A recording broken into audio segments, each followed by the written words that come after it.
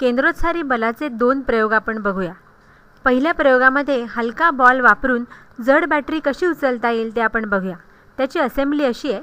एका बॅटरीला दोरा बांधून तो पेनाच्या नळकांडीतून घालून दोऱ्याच्या दुसऱ्या टोकाला एक हलका बॉल बांधा. आता पेनचं नळकांड धरून हलका बॉल जर तुम्ही गोल फिरवलात तर बॅटरी बघा कशी उचलली जाते ते.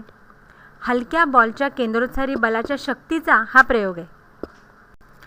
दुसऱ्या प्रयोगात आपण पाण्याचा स्प्रिंकलर बनवणार आहोत.